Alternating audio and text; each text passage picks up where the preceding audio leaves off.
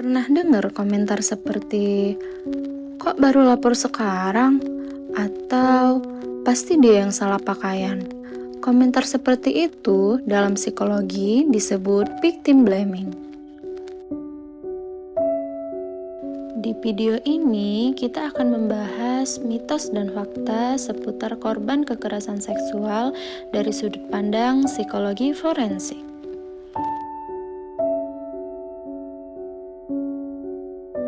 Kekerasan seksual adalah tindakan memanfaatkan kekuatan, ancaman, atau manipulasi untuk memaksa seseorang melakukan hal yang tidak diinginkan.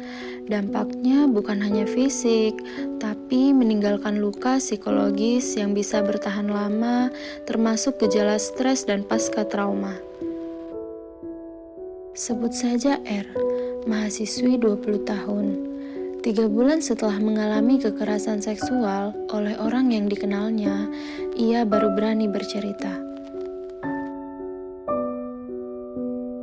Reaksi pertama yang ia dapat, "Kenapa nggak cerita dari dulu?"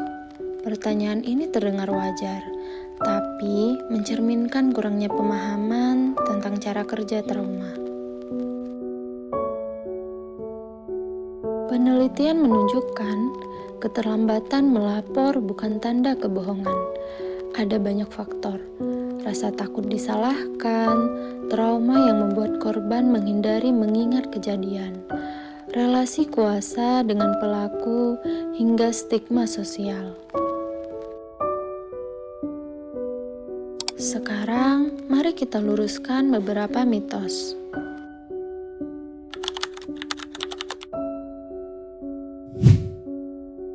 Mitos, korban pasti berpakaian atau berperilaku dalam tanda kutip mengundang.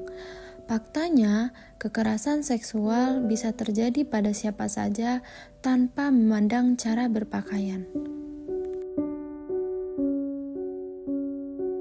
Mitos kedua, korban yang benar-benar trauma pasti langsung melapor.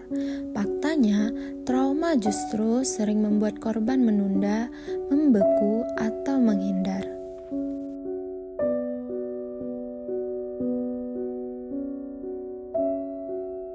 Mitos ketiga, kalau memang trauma, korban pasti ingat semua detail. Faktanya, ingatan traumatis sering terfragmentasi, otak tidak menyimpan secara utuh dan berurutan.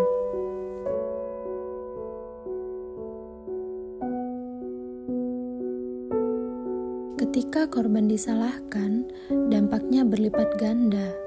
Ini disebut secondary victimization. Korban dikorbankan untuk kedua kalinya oleh respon lingkungan sekitarnya.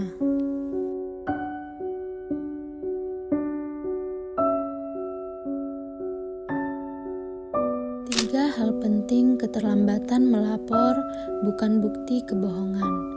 Victim blaming memperparah trauma, dan ingatan yang tidak runtut bukan berarti kejadian itu tidak nyata.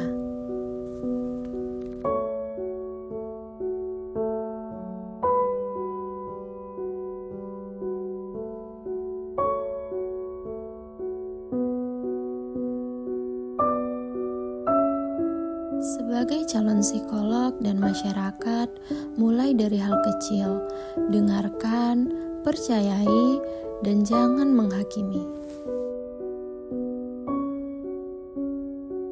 Jika kamu atau orang terdekatmu mengalami hal serupa, jangan ragu mencari bantuan profesional, psikolog, konselor, atau layanan pengaduan resmi.